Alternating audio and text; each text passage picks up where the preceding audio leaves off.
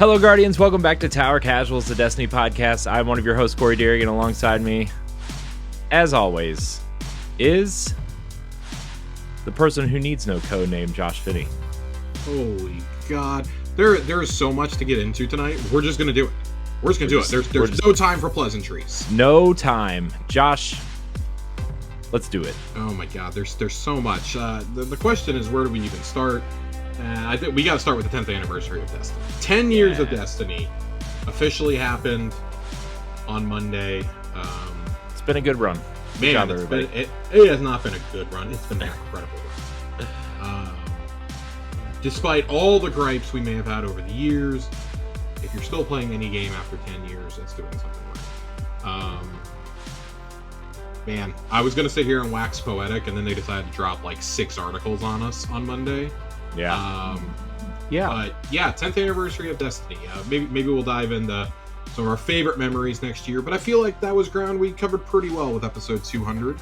Yeah. Not a whole lot we really need to dig into. 10 years of Destiny. There is an in-game event going on. Go do it. The chests that you have to find in the Tower of the Pale Heart are extremely easy to find. It'll take you 30 seconds. Do those, and then there will be a package waiting for you in the tower with all of those pieces of armor automatically as ornaments, so that you don't have to worry about spending transmog bucks on them. So awesome. There is a new title to earn, which it wouldn't be a 10-year anniversary without some monotonous work, which they've already patched one of the things, or are going to in the very, very near future. In Skywatch, you have to go loot engrams, which you might think, oh, that's funny because it's a reference to the loot cave. Well, some of us were spending hours there waiting for engrams to drop, because only legendary engrams count and gunsmith engrams do not.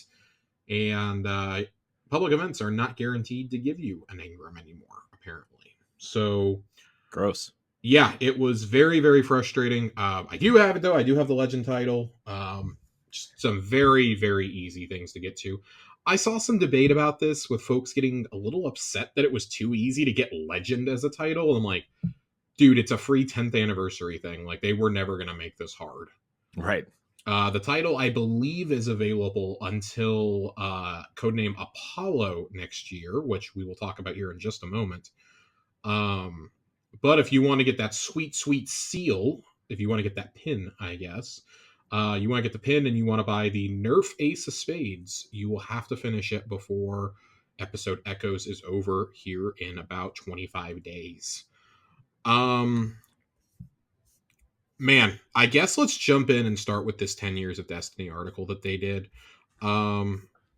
There's a neat link in here to an ArtStation magazine article showing a lot of the art from the history of Destiny, and little blurbs from the artists who did that work. Now, granted, I would assume that the only people who are a part of this, I mean, at least when I was glancing over it, are artists who still work at Bungie, so keep that in mind. But some of them have been there since the very beginning, so that's cool to see.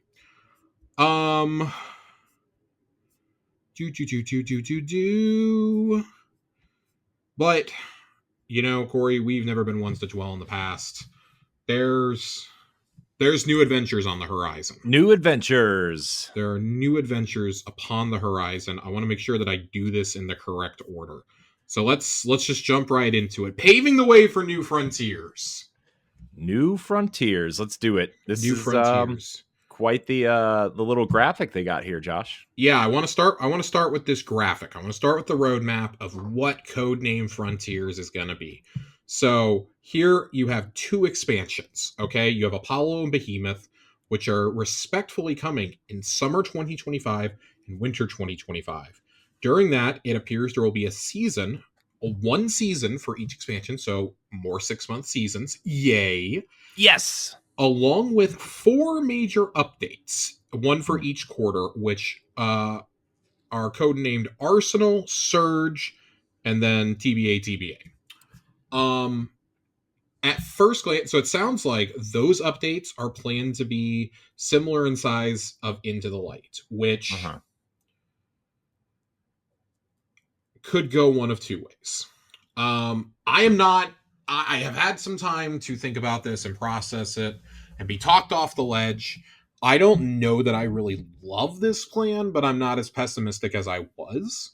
Hmm. I think I think folks are really scared this is going to be like Trials of Osiris, Curse of Osiris, or like House of Wolves level, and I Hmm. don't think that's the case. I personally believe it's going to fall somewhere between the kind of content we got in Warmind and what we got with Shadowkeep. Shadowkeep, obviously, on the high end of expectations. I would expect more from Warmind if you're going to label this an expansion. That's all I'm going to say. Yeah. I would expect the seasonal content to be on the level of something like Warmind. I would Yeah. expect it to be a more fleshed out season. Yeah. Um, so the things they're promising right here. The roadmap lays out our plan for year 11 and beyond. 2 expansions per year, 4 major updates of free content every year.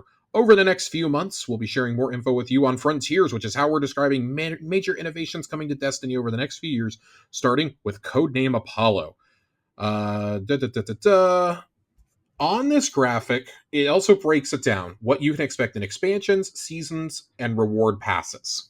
So the expansion looks like it is going to be, it says new stories, locations, missions, weapons, gear, raids, and dungeons. I am really hoping this means the dungeon key is gone forever. Yeah, that would be nice, huh? Yeah, so on optimistically, I was talking about this with Dealer and Oak the other night. Optimistically, I'm thinking you get a raid and a dungeon for Apollo and for Behemoth. Optimistically, I'm thinking it's 1 and 1.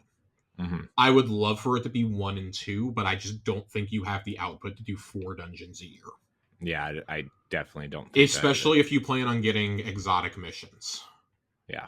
And that's the most important thing I think to note is if you're gonna compensate us with exotic missions that are on the level of, say, Vexcalibur or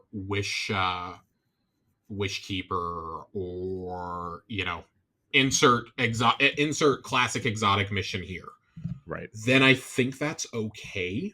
But Hmm. I would expect at this point, I would expect my expectation, not saying this is what will happen, what I would like to see happen is I would want an exotic mission per major update. And I feel like that's 4 exotic missions that might be doable. Maybe you don't do them in the first, or maybe you don't do them with the first update because you've got the expansion. Maybe you don't Hmm. do them right away. I think doing this also allows them to space content out a little bit more over that 6-month period. I Yeah. worry about the seasonal storytelling more than anything because it says here for seasonal updates, new and reprised activities. Reprised activities, I don't know what that means necessarily, and that I won't say worries me, but that does make me wonder a little bit. That makes me wonder kind of aloud. What do you mean by reprised activities? Right. Um, New gear and artifact mods, new modifiers and challenges, new sandbox meta, new events. Cool. That's what we should expect with a season. So you're going to get that seasonal updates twice a year with the expansions. And then you're going to get and I don't now when they say seasonal update, I'm assuming that means with the seasons, and that is not going to be for every major update. It could be, it could not be. I'm not really sure. I think 6 months is a long time for an artifact to stick around. Yeah, it seems like I mean, unless they're planning on changing how artifacts work at some point, but Which I think they're toying with because they've experimented with it this episode yeah. with adding new mods every 6 weeks. Now, if you're going to do that, I would like to see us progress in mod slots as the season Hmm. goes on. Yeah. Maybe when you drop that, hey, maybe these seasonal updates or maybe these major updates will give us new ones that are geared towards the activities or the focus for those updates. Who knows? We've got a little bit more to talk about with that stuff. And then there's a rewards pass, Hmm. which I assume is going to be like the old season pass. It's going to be like the current rewards track that we have, Yeah. which will include exotic weapon and ornament, legendary weapon and armor ornaments. So I like that legendary weapon ornaments are going to come back. I'm a big fan of that. Cool. Especially now that they sell stuff out of the pass. Granted, it takes a couple years, but if you just up to that timeline a little bit, I think it would be fine. gear upgrade resources, cosmetics, and more. I'm not expecting the world to change here with Right. the rewards pass. I do like the addition of legendary weapon ornaments does make me excited. Yeah. Because I think that the pass lost a little bit of value when they took those out. We had them for like 2 seasons and it was really cool, and then they took them away. I think that would be really, really cool to bring legendary weapon ornaments back into the game, doing it that way. That's just a personal opinion. I like some of the changes they made now, where like when you get to the weapons that are in the pass, if you don't already have that pattern unlocked, that is one guaranteed red border for you. I like that approach. Mm-hmm. I think that is super, super important to do. I like it a lot. But man, let's dive into all of this though. Like, what does this mean on a deeper level? So the future of Destiny 2. You have this really bitchin' piece of key art here, which I like. I like the ships you see in the background. Yeah. I love the little guardian tent there, and what looks like dead servitors. Yeah. Sitting there with the guardians. I think that's kind of cool. Is that a gas tank that I see there next to the Sparrow? Yeah, I think it looks like Jesus those little red Christ. ones that you carry around for your like lawnmower or something. I think Tyson says something really good here. First and foremost, we all still love Destiny. It's a unique and challenging game both for you and us. I've personally been working on Destiny for 15 years and it still excites me creatively. There are not many games I could say that about. At the same time, we recognize that it's become too rigid. Expansions have started to feel too formulaic and are over too quickly with little replay value. Seasons and episodes keep getting bigger, but can still feel like you are just going through the motions. Agree, and we have somebody writing in about their opinion on episodes that I can't wait to share here in a minute. We believe it's time for Destiny to change and evolve, and that our community wants this game to grow and innovate too. And to do that, we need to start breaking some of the mold. So annual expansions. Let's talk about this. Starting next year, instead of one big expansion, we're going to deliver 2 medium-sized expansions every 6 months. One every 6 months. Each of these will depart from the one-shot campaign structure we've been using essentially unchanged since Shadowkeep, and each will be an opportunity to explore exciting new formats instead. We're excited to try things that challenge your idea of what Destiny can be. We're actively prototyping non-linear campaigns. Exploration experiences similar to the Dreaming City or Metroidvanias, and even more unusual formats like roguelikes and survival shooters. Each expansion will present a new opportunity to try something different. I fucking love this. That's quite the I'm in. That paragraph, when I got to it, that excited me in a way that things have not excited me in Destiny in a long time. This article was far from the thing that was concerning me when I read these. Yeah. I think we all saw how the roguelike structure could work in something like the Coil last year, right? It's no coincidence that they want to use that as a prototype for seasonal events going forward. Yeah. We saw it in deep dives too. Yeah, I was going to say deep dives was probably the one that I would have pointed to first. But yeah, I was using the Bungie given example. No, I do agree with deep dives though.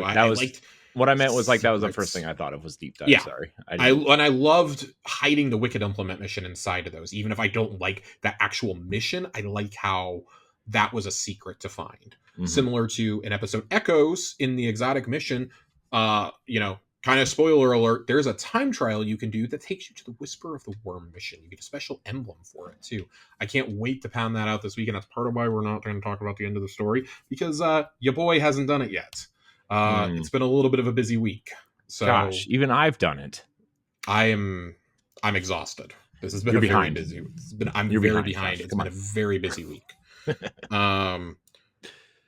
Invoking Metroidvanias excites. Invoking a Dreaming City, it's kind of like, okay, whatever.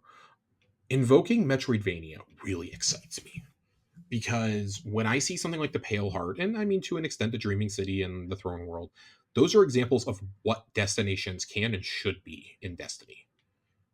But they still feel like a first step. Mm-hmm. You actively saying that you're developing a non-linear campaign and Metroidvanias really excites me, because Metroidvanias are all about exploration. Like, come back later when you have this ability unlocked. That excites me. I know that we kind of did that in the Witch Queen with Deep Sight, but this, I hope this is taken to a different level. That would add to the replay value that they're talking about. You know, it would add reasons for me to go back. And I think they started doing that with um, the Pale Heart a little bit. I think that the Pale Heart has a lot of exploration reasons to go back. They hid secrets in there, like the paracausal puzzles, the feathers that you could go find, dual destiny, um, and doing things of that nature, as well as post campaign quests. There were so many post campaign quests to do. And I really, really enjoy all of that. I like how the story was told in a structure too, where the raid canonically takes place before the end of the campaign. I think that's a very cool twist, and I expect us to see that implemented a bit more going forward. Yeah, especially if they're going to try and like some non-linear stuff, like yeah, you know. I like the idea of replay value, and I like what they say here. I like what Tyson says. Departing from one-shot campaigns doesn't mean we're turning away from great storytelling. Going forward, we want to return the mystery and wonder that was woven into the fabric of early Destiny, where the story felt ripe with possibilities and an epic sense of exploration and discovery. So I kind of want to jump ahead to while we're on the subject of story. I want to keep going on story since we're on this non-linear. So Alison Lewis, who is the story director, talks here, and she says the episodes we knew the episodes that followed the final shape would act as an epilogue, tying up light and dark's hanging threads, but also setting us up for what's next. The episodes close doors and open new ones, purposeful ones, storylines that are set in place to prepare us for what comes next, and what is next is our new saga. Again, really cool piece of art here with what looks like a human sea ship on an alien planet. Yeah. This again, like, I liked the Guardian artwork above. This piece of artwork and then the one directly below it excited me more than any. The one below it kind of invoked like, Mars, kind of like Mars and the moon. Okay, this one though really had me interested, especially with like a ship that's like very, our time kind of looking, right? Like it just, it's more on a grand scale than like the cars that you see at the opening of like Destiny 1, right? When you wake up, like it's just, this looks rad. I bet there's a reason why we keep coming back to the cars, right? And yeah. Like, I was just playing through one of the co-op missions the other night with Johnny and our friend Max, and the cars are there. There's a crashed plane. We're going through the divide again, and it's like, it's even called that, right? And we keep evoking that imagery, and I feel the same way, Joe. I can't help but feel that maybe this is that for a new saga. You'll see later teases of this later in the later two episodes, and then fully kick off with Apollo. This next saga is also based around a core theme like Light and Darkness was. It will introduce plenty of new characters, factions, twists, and more. There's a lot more here we will say eventually, but we don't want to spoil the journey for you. This will be a multi-year journey. Our first expansion, codename Apollo, is a non-linear, character-driven adventure. Awesome. I cried. I had actual tears because holy shit. I love the gameplay of Destiny. It's one of the things that keeps you coming back. There's no game that plays like Destiny, but holy shit, the gameplay can be really monotonous at times. The story, the characters, and the lore is what keeps me engaged. I'm so excited to read this. You know what makes me excited about this too is it finally sounds like a place for people to jump in. Exactly. I love that you said that, because we are going to touch on core playlist updates. That is another big thing that they talked about here. This story, the idea for it makes me interested. We don't know the story details, but previously in stories such as The Final Shape, you experience a story as A, B, C, D in a nice straight line. In Apollo, our story takes place over dozens of threads you'll explore and discover. So when you land on the brand new location, the story starts at A, and then you can choose if you want to explore C first, try and get into B, or maybe investigate D. And the options you didn't choose, don't worry, those other options are still open for you to go back and play through. You'll need to. because the more you play and discover, the more the story progresses. So experiencing a certain number of threads opens up the next part of the story. The order in which you explore will be something you choose, but we have built Apollo in a way the story always makes sense and flows from beginning to middle to end. There's no time gating, no waiting for the next drop. Apollo's story unfolds based on players' progression. Destiny is at its best when it's mysterious, weird, and not afraid to try new things. The shift to non-linear stories isn't something we're locking ourselves into, but it is the structure that fits Apollo best. The narrative structure of the releases that follow will be quite different, a structure to suit that game's experience, and we want to continue to innovate with each expansion across both gameplay and narrative. This all sounds like a big change, and it is, because when the rhythm of our story becomes predictable, or when characters in our world fail to change, that's how we create a situation, not a story. So how do we innovate? By telling a story that keeps up with our innovation, not one that slows it down. That means an evolving world, giving space for new characters, growing and evolving factions. Remember factions? Mhm. Making sure the story we tell is in a world we have nurtured with characters who grow in turn. We believe in rewarding you for paying attention without punishing someone for not knowing something. That way, everyone gets to come along for the ride, no matter how deep in the lore they are. You'll see that approach starting with episodes and continuing into the new multi-year story. When we think about a multi-year arc, what does that look like? It's a constellation of stories united by a single theme. We will show you what that theme is later, but suffice it to say we believe in it. Think of this arc as a web, not a line. Each release fits into the larger saga, and we can't wait to take you on the journey. I will give you something to look forward to because story is easy to spoil. Apollo ends with the narrative gasoline that will propel us into the next few years with a clear theme, goal, and destination that won't come at you as a straight line, but will be well worth the trip. It will reward you, it will surprise you, and it will take us places Destiny has never seen before.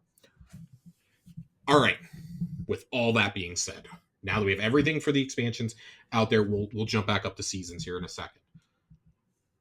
I'm very intrigued by this. We have heard promises like this before, though. I want to note, we have heard promises specifically from narrative that we're changing things up. We've never done this before, and sometimes that's delivered on. Well, you know what this, my mind, like, initially, yes, that's what I was thinking too. Mm-hmm. But if you go look at some of the former narrative writers for Destiny before they got laid off, they're all excited. They're all still excited for this, which makes me think there's something at least a little bit new and different here. That there were two writers, I believe. I remember who they were, but they said specifically they were working on Apollo's narrative when they got laid off. Mm-hmm. And I'm very interested to see how this plays out. I think Destiny is at its best when it's weird, when you explore. This is an alien universe. Like, that's why I'm always so bored when everything comes back to the fucking EDZ or the Cosmodrome. Like, no, I want to explore other planets. Like, I thought it was cool in the first game, like, oh, we're going to Venus, oh, we're going to Mars, oh, we went to the moon. Like, that was fine. The Dreadnought, there's a reason why I love the Dreadnought so much.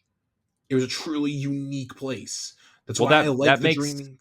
That makes sorry, I didn't mean to interrupt you, but that makes me feel like going to the Dreadnought in the last episode is like going to be meaningful a little bit. That's how I'm feeling too. I think there's a clear purpose behind. We went to Nessus. We're going to the Tangled Shore, and we're going to the Dreadnought. Mm-hmm. And I think Nessus kind of represents the past in a way. Nessus was a destination that it's been long theorized was being developed to be put into a Destiny 1 expansion and ended up getting retooled in the D2, and that's part of why it's never been deleted, is because it's like woven into the code. I think Destiny is at its best when it's weird, though. Like, I liked the idea of getting to go to the dream. I think the Dreaming City is awesome. I think the Throne World is awesome. Like, what the fuck does a Throne World look like? Definitely, that's not what I thought it looked like.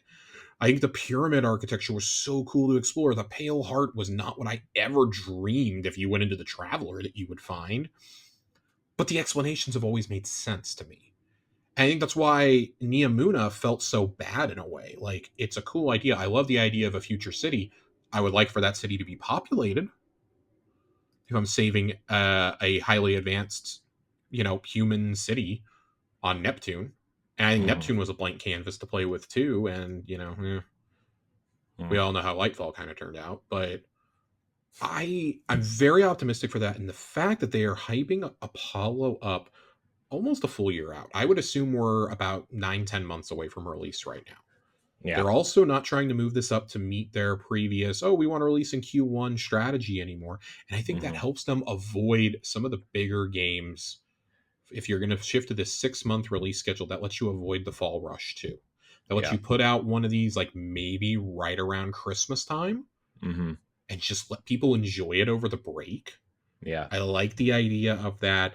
I think the story is ripe for narrative abilities, and I like that they're jumping straight into non-linear.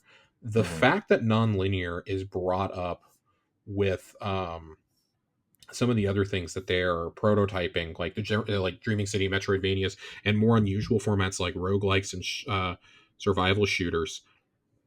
Them comparing the non-linear campaigns to something like the Dreaming City or a Metroidvania really excites me. I've talked about it before. One of my all-time favorite games is Metroid Fusion, and another one I love the Castlevania series. I love Symphony of the Night. Symphony of the Night is one of the most important games I played as a kid because I loved exploring shit. That's why I love the Legend of Zelda games. I think I compare this to a Zelda game more than anything, where you have to come back with certain abilities, or like something like you just played through Ocarina of Time. You have to come back as adult Link or young Link when you have certain abilities and certain items. Yep. And that was something we never seen that before. Like, that was so cool. I even think back to like Super Mario 64, where you had to have the winged hat for certain things, or Metal Mario or something. Like, this is something that's as old as gaming itself, and it's so cool because we don't think of stuff like that being in shooters. Right. I think that's why I liked last year I liked the idea of deep dives. I like the idea of the coil. I love the Deck of Whispers. Like, that's stuff I want to see. And if you do that in an expansion, great. That experience is always there for somebody to go back and experience if it's part of an expansion. And I think things like, especially the Deck of Whispers, I think is so cool that I love that you can go back and you can use that as part of an expansion and part of the storytelling. I think that stuff is so cool. And I love the idea of new factions. Like, when they say new factions, I don't know if that's necessarily new factions for us to join. We got to get new enemy types in here, though. I'm so fucking tired of the Hive and Taken. Yeah, you and me both. And I mean, the Elixni and the Cabal are, if they're not on our side, they're essentially extinct. Yeah. So that kind of leaves like the Vex. I assume we're dealing with the Hive here real soon. We're maybe dealing with the Scorn as early as next episode. Yeah. And if we're going to explore new frontiers, then I do think it's time, and the opportunity is ripe for us to bring in these new factions. I like the idea of that. If not, you can always bring the Hive and the Taken and stuff like that along for the ride. Just backseat them for a while. Yeah. Backseat them for a year or two. Like, if I didn't see them be the focus of Apollo or Behemoth, I would be so fucking happy. If this is all going to culminate in us fighting Xivu Arath, I'm going to be really upset. That's all I'm going to say. I would be monumentally disappointed if this culminated in us fighting Xivu Arath after like 3 years. Right. But I'm hopeful that this is a smaller story arc, that this will be like a 3-year story as opposed to like 10. Yeah. Smaller story arcs are better. You can tell a tighter, more cohesive story. We saw how they were trying to tie seasons into the narrative, and it was just really, really hard to do. I think now having 2 seasons and 2 expansions a year makes it a lot easier to drill those story beats home. Right. And to make them more meaningful. You avoid a season of the Undying, or to my chagrin, Echoes situation. Yeah. And as much as I like think the idea of the story in Echoes was like a good idea, the story is fucking phenomenal.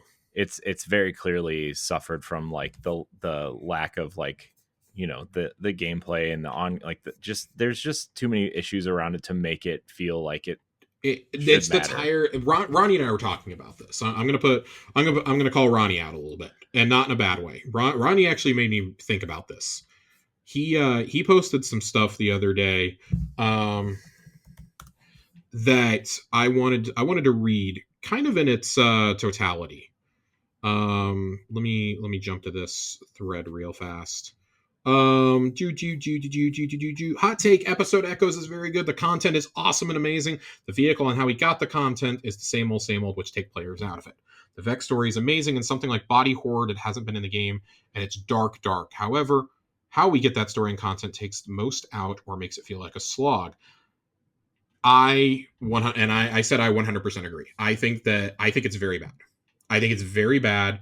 I am very, very, very tired of the seasonal model.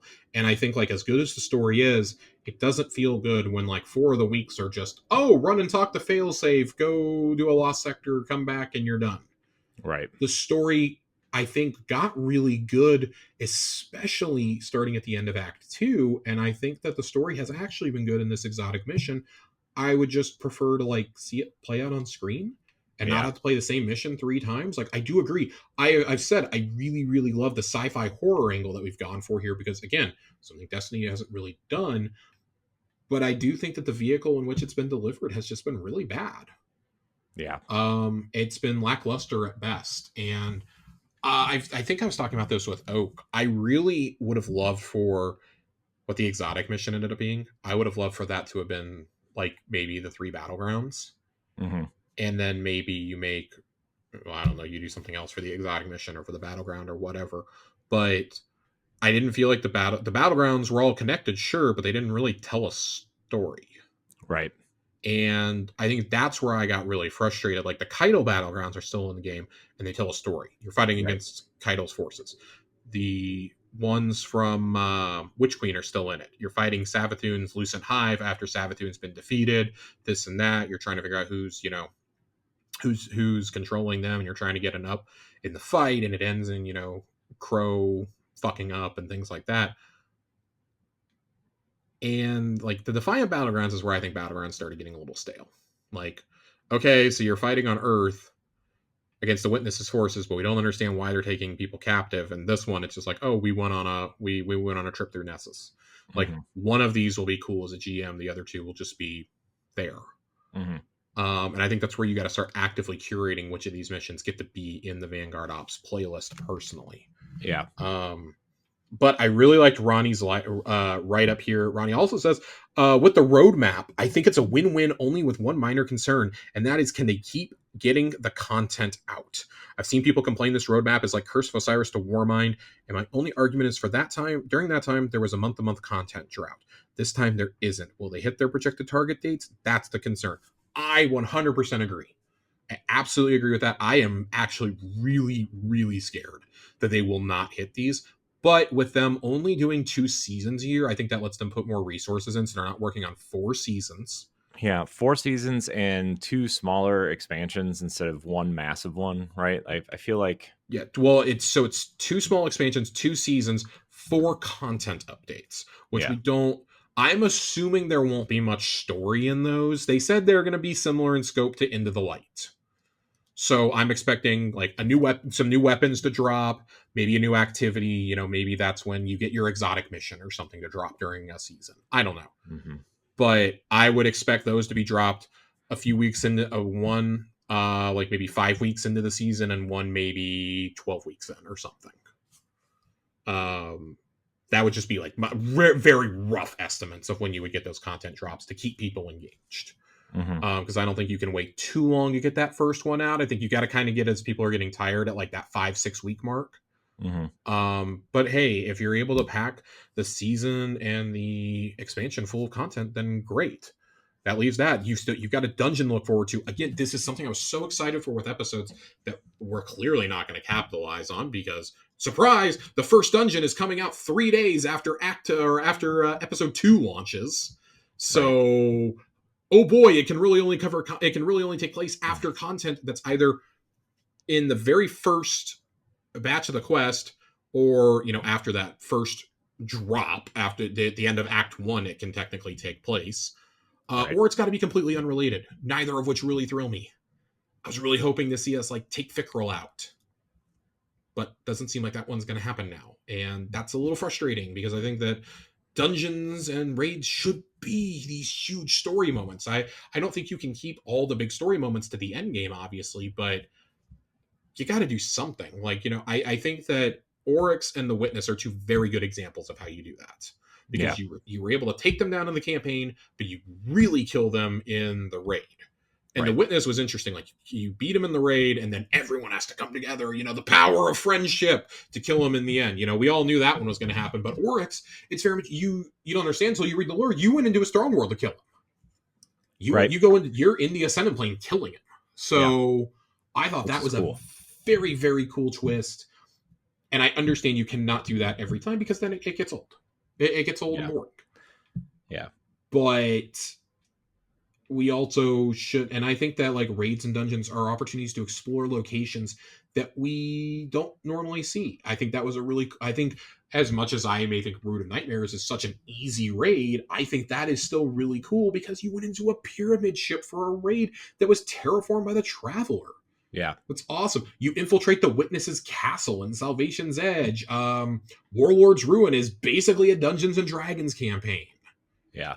Ghost of the Deep still, and I think Ghost of the Deep really embodies the idea of what they're going, that and Duality kind of embody the spirit of what they're going for with seasonal content going forward, I feel, or with expansions even, of those experiences get to live on with you. You get to experience like, oh, so we were encountering nightmares and memories of people, and so that's what we're doing in Duality, except it's Callus's memories that we're infiltrating. Right. With Ghost of the Deep, oh, there was this cool underwater mechanic. Like, oh, so we're doing that here. Okay. Without that content fully going away, but also like, so you don't have to slog through it. Because let's be honest, like the underwater stuff can be kind of a slog, especially in that dungeon.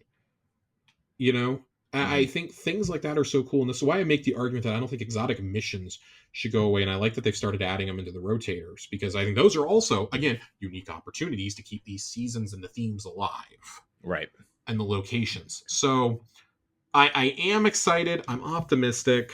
I want to get to seasons real quick. While we're talking about seasons, I really want to start closing out a couple of these tabs. I want to get the seasons real fast. Closing out tabs. Because we need to talk about that in the core game before we get into these other articles. Instead of 3 episodes, we are building 4 major updates per year, one every 3 months. Each expansion will launch alongside a major update at the start of a season. And then a second major update will follow 3 months later to refresh the core game with new and reprised content, including strikes, exotic missions, or entirely new modes such as Onslaught, rewards including weapons, armor, artifact mods, exotics, and more, new weekly events, new features, combat meta, and balance updates. So, okay, it's not perfect. It's not perfectly like I thought it was going to be, but 12 weeks was still pretty on the nose. The big seasonal resets will still happen, but now twice a year alongside expansions. Each update will be a substantial refresh of the core game, bringing activities and reward content. We're also excited to announce that, like Into the Light, these updates and their content will be free to all players. We want Destiny to be easy for anyone the player recommends, so we want to remove that major barrier to the experience. So what does that mean for the core game? The core game is what is always available and the evergreen activity experience. And we need to fix 2 things with it: approachability, and that gear and challenge should matter. So I love what they say here. First, Destiny is too complex. With literally hundreds of activities, you practically need a PhD to decide what to play and how to get the rewards you're chasing. We're going to start this by modernizing our activity UI, the director, to make it easier for everyone to find and launch into activities. And we're reworking the reward model to make sure all those activities offer meaningful rewards. We'll get to those in a minute. We have 2 specific articles on activities and rewards. And gear and challenge should matter. Great activities stop mattering if the challenge dries up and the rewards aren't worth it, so we're investing in a greatly improved challenge customization system to let players of any skill range find the right challenge level for them, with rewards that improve based on the level you take on. These won't just be simple incoming damage increases either. The team is cooking up some great gameplay modifiers to give enemies some exciting tools to mix things up on every run. We will have a deep dive coming soon to show off some of these new threats. As for rewards, there will be higher tiers of the legendary gear. Think adept weapons and artifice armor that will be available from these higher challenge ranges in a much wider variety of activities across PvE and PvP. That's where I start getting nervous, because I'm not a big fan of what they talked about overall.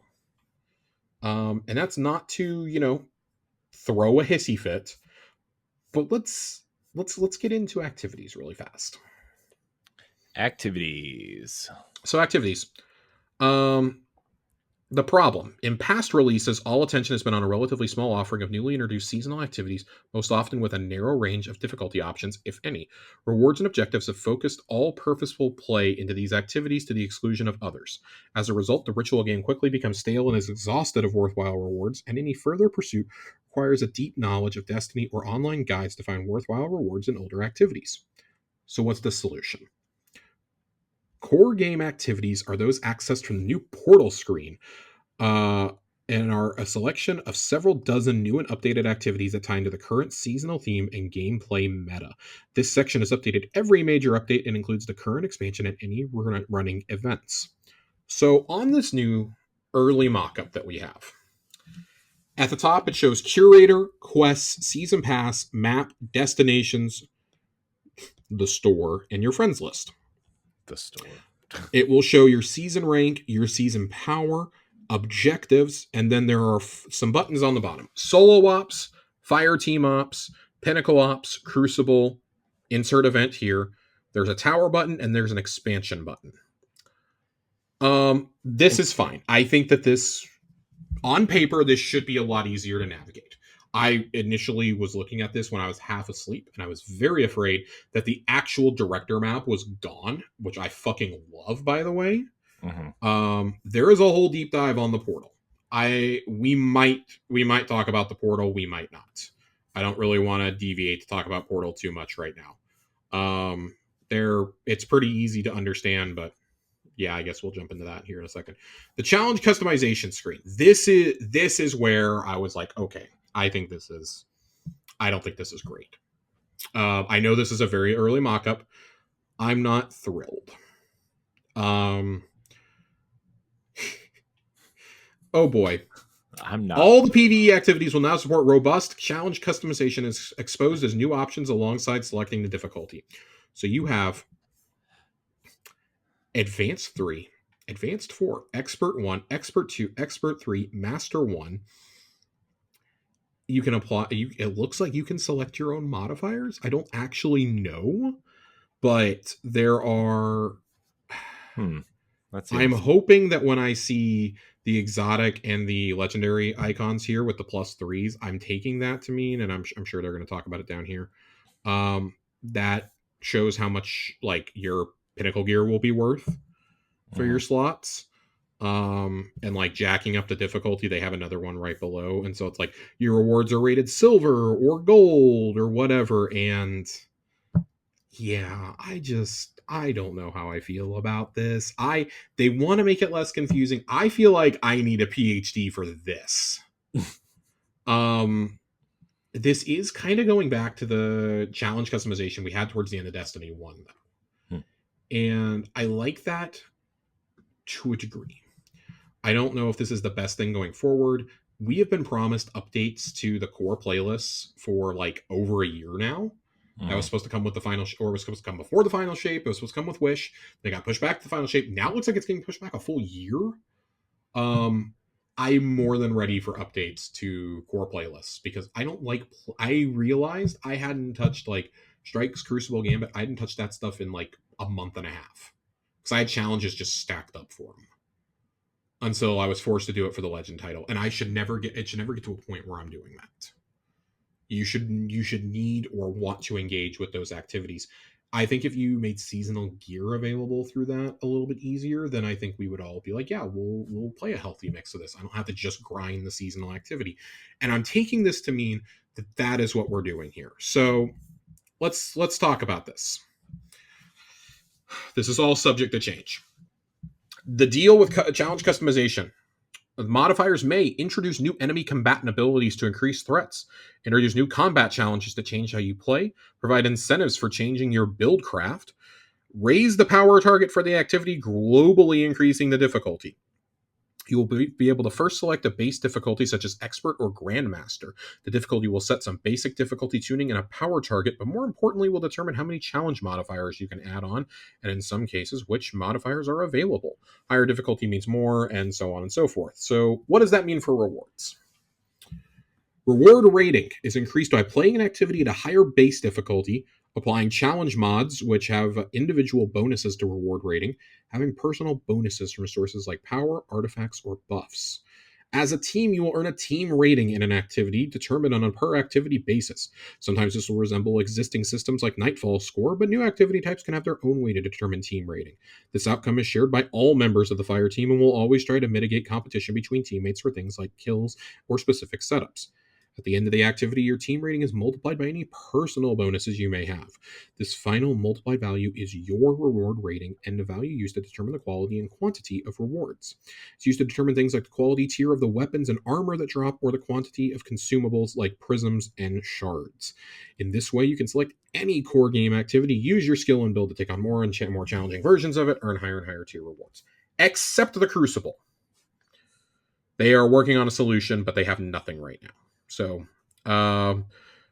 they want to offer PvP players a fair and complete path to high tier weapons and armor, which they should do anyways. Fascinating. We also have an FAQ. What about expansion activities, which are story missions, destination activities? The intended outcome is expansion content is always a great way to kick off a season and will have a path to high tier weapons and armor. But that progress is via core game activities and will be part of the path. Raids and dungeons released still represent a pinnacle challenge for players and will have their own paths to the highest tier of weapons and armor too. Old activities are not going away, except for some seasonal activities that are normally removed at the end of the year. Older activities will remain available to launch from the destination map just as they are today. Over time, it is our intention to clean up and retire some older activity offerings that were served well by the portal, such as Vanguard Ops. These have lots of ties to existing content, though, will need to be moved over gradually. So I hope that means I can just launch some of these strikes as is. Yeah, Please. that would be I'm begging you to take out the Cosmodrome strikes. Oh, jeez, yeah. I've been playing Devil's Lair for 10 years. Sepix Prime has been killed repeatedly for 10 years. It's time to move on. I also hope that this means that we're going to clean up like maybe some of the Battleground offerings and like, oh, you can like select a Battlegrounds node on like a Kaido's Battleground or something node to get one of them randomly. I think that would be a really cool way to clean it up. But hey, I don't work there. I just throw ideas out. And then matchmaking. So this is something that this was going to be something I was a little concerned about. For activities that support matchmaking like those in Fireteam Ops, matchmaking will be available for some preset difficulties, but using challenge customization to enable different challenge modifiers will disable matchmaking. Fireteam Finder may be a good way to pick up some slack here. We also intend to feature higher challenge options on a daily rotation in activities with active bonus rewards. These activities should have concentrated enough populations to ensure matchmaking can do a good job setting up good matches with solid connections. Pretty concerned about that because I understand that Destiny is a game that has been pushed for years as play with your friends. But they've also really catered to the solo crowd, I would say. Or to, those who don't have a regular group to play with. And I think, either random matchmaking and Fireteam Finder have been two really good, resources, obviously. I like that higher level Nightfalls finally got introduced to this. Taking away more options doesn't feel great, but I understand that this is going to be really difficult with new challenge modifiers and reward modifiers. I get that. I can empathize with that. I think it's just more important than ever that you find a solid group to play with. Honestly, if you're playing this game and you're out playing with friends or with a clan or a group or something like that, you should find one before Apollo. Yeah, because it's going to be really hard, I think, to really enjoy the future of Destiny the way that their vision is without having people to play with. And I think that's my one and only real concern about all this. Like, I don't like the idea of how they're changing the difficulty modifiers and all this, and like you can pick your own stuff. I think that's just I don't really love that. I like how it affects the rewards. I don't really love everything else about it. And maybe it's just because I'm cranky and saying get off my lawn. But also I recognize the old model couldn't stay any longer because I just said it, like Vanguard Ops are fucking useless. Right. Like I don't get anything of use out of those. I'm playing a Nightfall, and more than often if I'm doing a Nightfall, I'm just gonna go do the GM because I might as well get the best version of a gun. So speaking of loot, core game rewards. core game rewards. Core game rewards. The problem. I Oh, love boy. that they title these problems and solutions. The problem. In past seasons, only a narrow range of activities received updated rewards, leading to a narrow selection of activities worth playing. Gotcha. These reward pools tended to not be very deep either. Yup. With most chases bottoming out with weapon perk rolls or crafting recipes. Yup. And armor not mattering at all. Yup. These problems have resulted in shallow, unsatisfying grinds and a tiny subset of activities actually available to play, with their best rewards being a matter of luck rather than skill or mastery. Yup. So what's the solution? The solution is something I don't really care for at all. Weapon and armor tiers. Legendary weapons and armor will be available in a deeper range of quality tiers that layer on properties like stat bonuses, enhanced perks, and other benefits. For weapons, this will be similar to how adept weapons upgrade the baseline legendary. The baseline tier of legendary weapons and armor will be the equivalent to current day legendaries, with higher tiers being generally equivalent to adept weapons in terms of upgrade. What is the point of an adept weapon then? So here you can see there is a scout rifle titled Swordy, tier 5. Everything is enhanced on this though. Even the magazine and the barrel and all that, it's all enhanced on here. Even the origin trait is enhanced, which I'm not gonna lie, I kind of dig that, but I think this is absolutely asinine how it's described. The reward pools. Listen to this. Okay. So, reward pools are complete sets of weapons and armor that are available as rewards from one or more activities. Some weapons are shared across multiple pools, but the majority of weapons and all armor are unique to a single pool. Okay. Cool. A typical pool is a full armor set for each class and enough weapons to provide multiple options for each slot. Doubt it. All of these rewards are available at all tiers, so each reward pool is deep and supports a range of challenge in the activity they are associated with.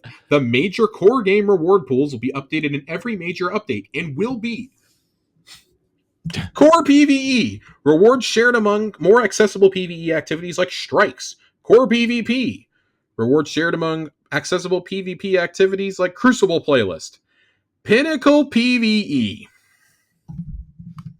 Rewards shared among more intrinsically challenging PvE activities like dungeons. Pinnacle PvP. Rewards shared among more intrinsically challenging PvP activities like Trials of Osiris. Every expansion also contains 2 full reward pools. Expansion Story. Rewards shared among missions, exploration, or other activities in the expansion content. And Raid/Dungeon. Rewards for expansion, raid, or dungeon activities. In addition to the above pools, some activities like events may have additional additions exclusive to that activity, such as individual weapons or armor sets.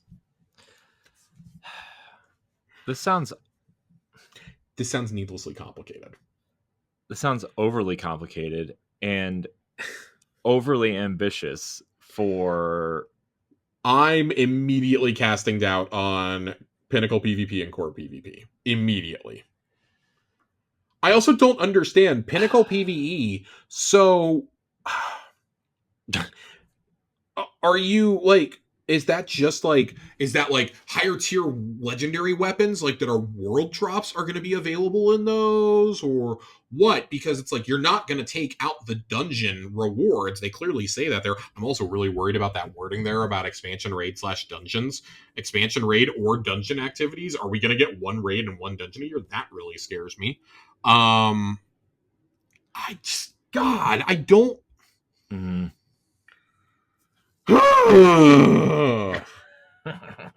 I don't understand. I feel like this is just the Whirlpool, but a little bit better.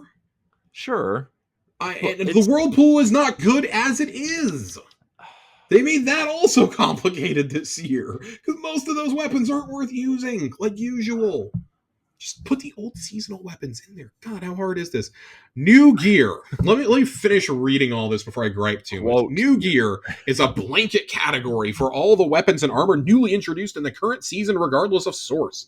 New gear will receive a special visual treatment to help players identify which weapons or armor sets are new and which may therefore benefit from things like artifact bonuses. Some bonuses which previously applied to specific perks, such as origin traits, will now be pointed towards the wider category of new gear instead. Thank God. This should provide more and clearer buildcraft options. Yes. New gear may be required in specific optional activities when players are looking for a level playing field. For example, a Crucible playlist option for players who want to play with and against the newly introduced gear. Seasonal events centered on posting high scores in seasonal activities. All right. Does new gear mean old gear is being sunset? No, not at all. Existing gear remains unchanged and ready for use in any activity except for those set aside for experimenting with new gear. It can be infused to achieve the same power as any newly introduced gear. The only specific advantage to using new gear will be some artifact synergies comparable to origin trait upgrades. You can still obtain old gear. Exclusive gear will remain available from older activities such as raids, dungeons, and destinations. And here's the big one. What's happening with weapon crafting? Because that was a question I had out of all of this. Weapon crafting is not going away and will continue to be a way to craft a specific role of a weapon. Our intent is for crafting going forward to provide a catch-up mechanism for roles you weren't able to nab from the original sources. This may be because the source is no longer available or was gated by lockouts when it was. But ultimately, we want crafting to support the weapon chase and not replace it. More details in a future article. I'm officially worried about weapon crafting. I want to put that out there. I'm officially worried about it. I like this on paper. I think this is awesome. I think that specific paragraph is awesome on paper. Using it as a catch-up mechanic is how weapon crafting should be. Mm-hmm. To let you catch up and get rolls of a weapon, but also be able to craft your own custom god roll. Like, let's be honest. Mm-hmm. But some of these chases have been really bad. The Neomuna weapons in particular are really, really rough to try and get crafted. I still don't have most of those crafted, and it's really annoying. You know? Thank God, like none of them are meta, but it's really aggravating. Or a couple season of the haunted weapons I just never finished. Yeah, so I don't have them. Also, really aggravating. And so I think that plays into the FOMO of wanting to get these. I guess when I look at how they want weapons to be upgraded in the future, it's going to be similar to the upgradable weapons, the upgradable legendaries we can do now, such as the ones in Into the Light. That's how I take this right away. To try and bring them up to eventually be on par with an adept ? I think that was their way of like soft introducing it, and I just don't really think there's like a huge benefit to it. I guess the tier thing I'm just not really grasping yet. I think that's because they need to explain that a little bit more. In a nutshell, I don't like this. I think, like we both said it, I think it's needlessly complicated to understand. Like, how is anybody supposed to know what is in those pools off the top of their head? I think is my main concern. Yeah. You say you don't want us to have a PhD for this. I feel like you need a PhD for the gear system now. Yeah, this gear system seems. And I am fully aware all of this is in progress. I am very, very likely making much ado about nothing. I am fully prepared to walk all this back in like 3 weeks if they publish a new article. Mm-hmm. But I got to see this in action first. I got to see some actual, and I understand they're so now after reading these articles, I now completely understand why we did not get a Vidoc or a video reveal. There's no way you could show this. That they gave us some still images, which they never do, by the way. Mm-hmm. These are not even built yet. Yeah. This is all subject to change. I think those reward pools are absolutely subject to change. Oh yeah, absolutely. Because I'm very just. I guess I don't understand anything past core PvE. I don't really get. Like, does this mean we're not going to have exclusive Nightfall weapons or Strike, Gambit, Crucible exclusives anymore? Are those all going to be shared amongst a pool? Like, that would make sense. Like, we're going to talk a little bit about, just very briefly, we're going to talk about Portal. But like Gambit is being shifted more towards a PvP experience, and like. Yeah, so are you just going to roll the Gambit and Crucible weapons in together? Great. I would love that. I would like to get consistent drops there. You've got Iron Banner still going on. Is Iron Banner going to be considered more on the Pinnacle side of things, or what? Like, how is that all going to mesh? Yeah.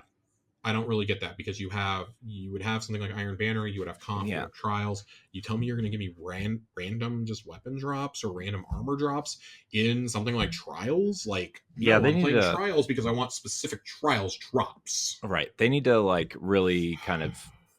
They got to nail this down. They got to list this out and tell us which things are going where, and like what pools are going where, and that kind of thing, right?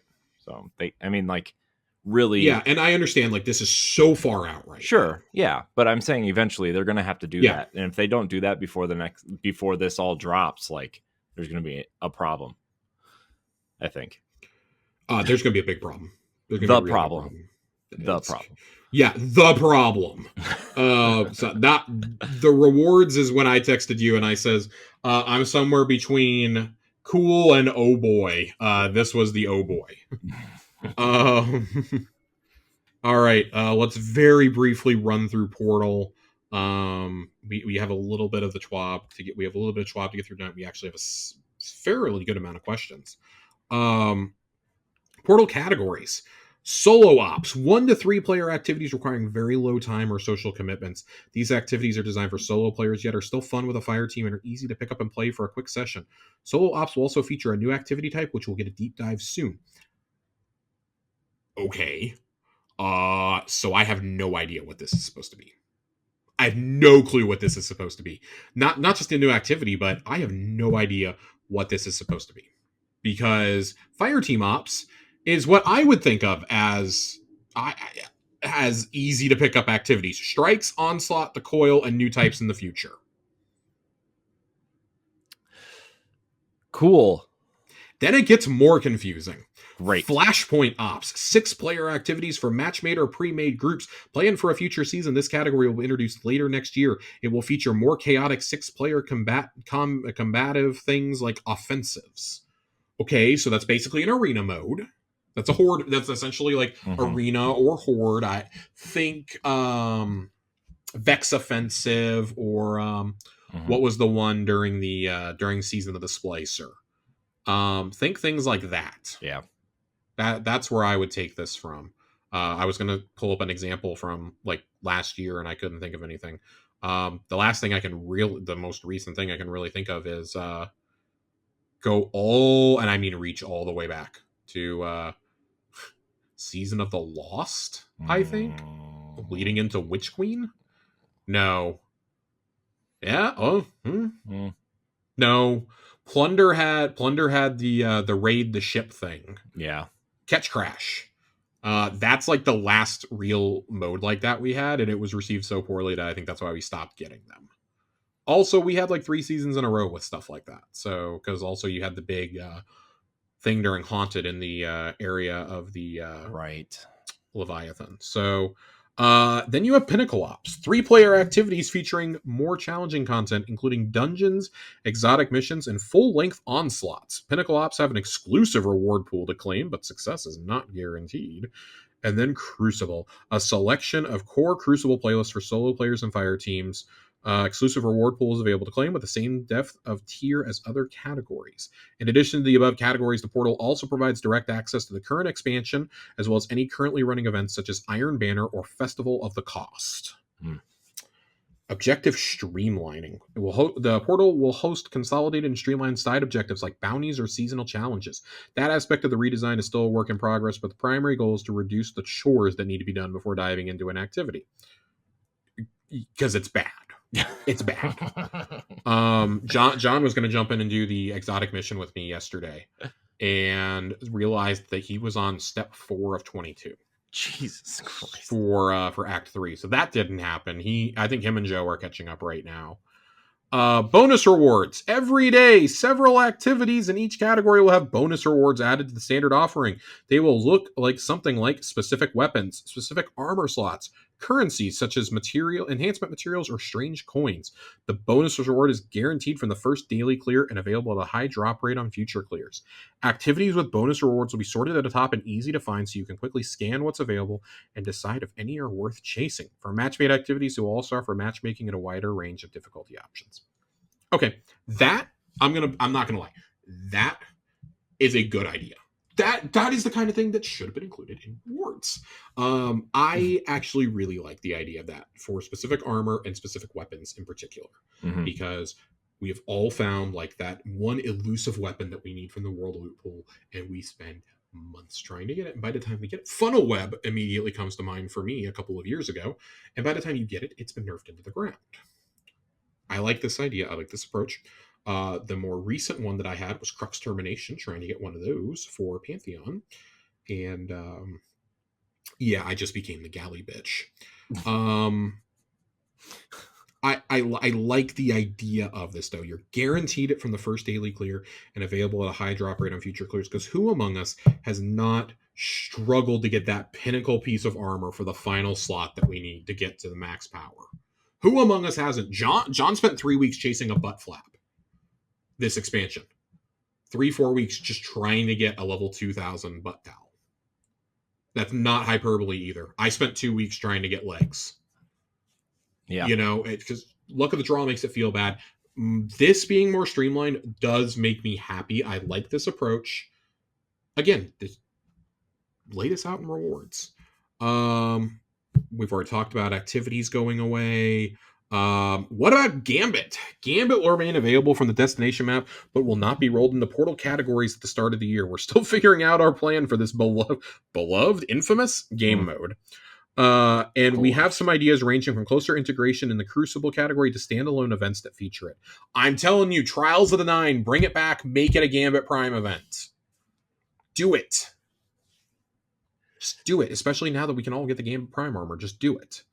Will raids and dungeons be in the portal? Dungeon content will be featured in the Pinnacle Ops category with some alterations to support challenge, customization, and reward rating. Love that, by the way. Really love that we can finally get Pinnacle weapons, seemingly, from dungeons. Big fan. Because there's really no incentive to go do this shit on Master. Let's be honest. Outside of Artifice armor, there really has never been a point to doing these on Master. Mm-hmm. You get one run out, and once you have a good set of Artifice armor, there's no point, especially now with not having to have a set of armor for every element. Raid content will not initially be present in portal categories. The long clear times combined with the wide variation in experiences present some unique challenges we are still working through. However, we are excited to get this content in the portal in the future. Man, just leave it out. Right. Just leave it out, honestly. I think it's a terrible idea. I only support it being in portal because if you're in a 6-man team, it's probably so much easier to just pull up a list of the raids that are currently in the game. When you have your fire team, select it and launch it. Yeah. Let everybody preview what rewards are in there, this and that. Now, if we get to a point where we can customize the rewards, I understand the idea of the reward customization. I just don't know if I love the implementation of it. And I think that the categories in particular are very confusing. But if you can let me, I don't know, not guarantee, but like weight my drop towards specific weapons in a raid or a dungeon, I would really love that. Kind of like we got with attuning to weapons during Into the Light. I think that could be a really, really interesting tactic here. I also like what they did with the Salvation's Edge raid. When you clear it, you get a key, and if you go do Excision, you get another red border out of it. Yeah. I really, really like that approach, and I want to see more content take approaches like that to encourage me to then go into core playlists. Even give me a key that like, when you have this key in your possession, you from like a dungeon or something, you can hold one at a time. You have a chance the next time you play any core playlist activity or any seasonal activity, you have like a 10% chance for a red border to drop or for a tier 5 weapon to drop or something if you did it on Master. Stuff like that, I think, is how you could innovate the offerings and get people playing in those core playlists. We need love given to the core game, though. The thing that irks me the most out of this, we have gone through 5 articles now about the future of Destiny. Where are the Crucible maps and the Crucible modes? Right. What is the plan for Trials? What is the plan for Iron Banner going forward? We need to know these things. And I understand that fixing something like Trials or Iron Banner can technically be done on the fly. But that is something you will have to take months to fix. Right. We know we're still dealing with the special ammo controversy in Crucible. They made it something we all liked, then they took it all away because the implementation was bad. And now everybody's back to hating it. And I'll tell you something. I have played one of these new maps. I've only seen one time, I swear to God. And it was the one time I got it in that specific new map playlist. I swear to God, that's the only time I've ever played Eventide Ruins. I've played Cirrus Plaza a couple of times. It showed up in the last Iron Banner for me, I believe. And I have seen Dissonance more than a few times. I think I've actually seen that for Momentum Control. Either saw it for Momentum or I was just seeing it in like normal ass Iron Banner the last time it was up. But I have seen Dissonance at least a few times. God, just talk about massively frustrating though. Like Yeah. 3 new maps, haven't gotten them. We had to beg and plead for them. Joe had to announce them, and supposedly the team didn't even know he was going to announce it when he did. Right. And they had a screen. And I know now we have less people. I want to know what the plan is for Crucible going forward. We Right. know that at one point Crucible was going to be spun out. I think that's why they stopped developing on it. And we know so many other people have gone to Marathon. They're putting all the eggs in the Marathon basket. The stuff they've laid out here does give me hope, but I have a lot of reservations when it comes to that reward system and the fact that PvP is not talked about at all.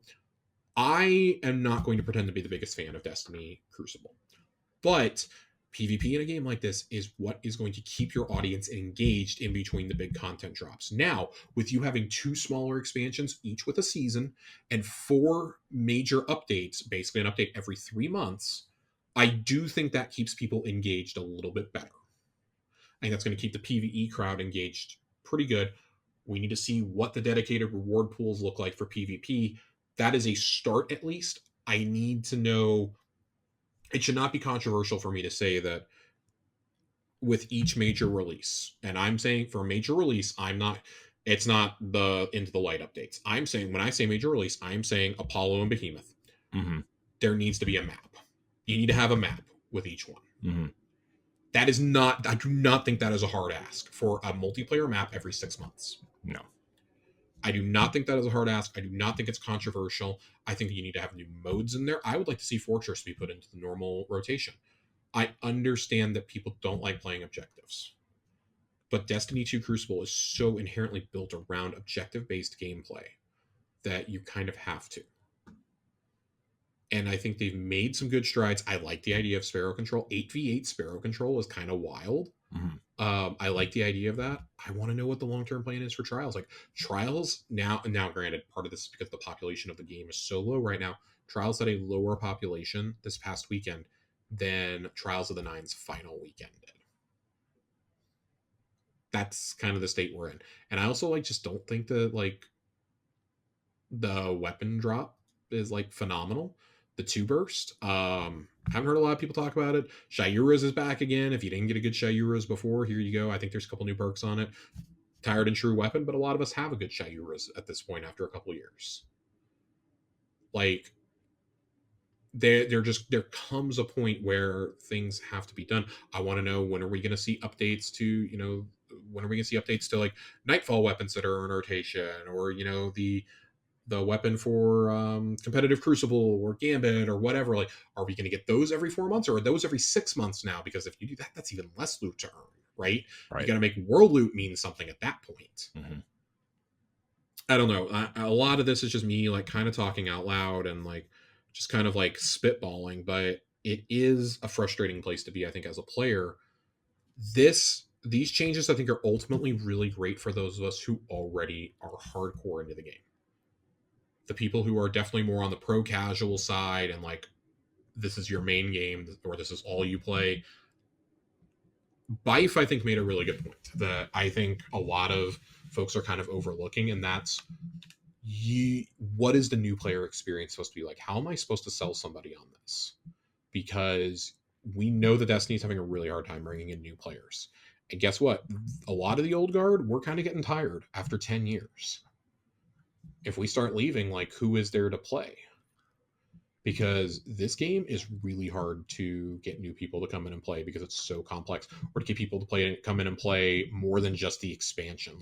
Our friend Ray only plays the expansions and occasionally will play a little bit of seasonal story because it's just so much to catch up on every single time he comes in. He hasn't done any of the raids in D2 or any of the dungeons just because he doesn't have the gear or the time to grind the gear. Right. And I think that's the biggest thing is we're all hitting, those of us who have been playing since the beginning are I would say, who have been playing for 10 years are probably at youngest, late 20s probably. Mm-hmm. The average player is probably late 20s, early 30s, like myself, who started playing this back when. I mean, dude, I was 22 when this came out. Yeah. I mean, and I've been playing it for 10 years now. I mean, this came out I was barely dating my wife at the time. Destiny 1 came out the 3rd week of my final year of college. Yeah. And here we are now. But like almost everybody I played with at that point is married, has kids, has like 2 or 3 kids, just does not have the time to play this game anymore. They still love the lore, they love the story, they love the characters, and like a few of my friends just they keep up by watching cinematics or watching Dado play the campaign or whatever, but because they're like, oh, I can't be bothered to get into it anymore, but I still think the raids are so cool. Like I watch the raid race on Twitch when it happens and stuff like that, and I think that's all so cool.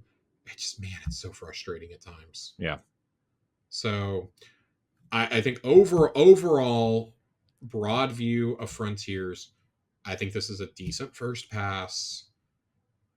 The content map does leave some concerns, like Ronnie raised, about can you meet those goals? Can you meet those content delivery goals? I don't really love the rewards explanation. I don't think that's great. I think that the fact that like tuning your rewards or your challenge can disable matchmaking is really frustrating to me. Like you're going to have, and I know they're saying they're going to do this, but there's obviously going to be restrictions to doing it match made as opposed to doing it with your own pre-made team. And I hope Fire Team Finder usage goes up, Xbox LFG, whatever you want, whatever format you use. I hope that it skyrockets with this, and you can find your own teams to do this if you don't have dedicated friends or discords that you're in and this and that. I just solo ops have no idea what that's supposed to mean. No fucking clue. I think the portal is a great idea in concept. I need to see it actually executed. Portal is either going to be something that is awesome or it's going to be something they walk back within 6 months. There's no in between. Yeah.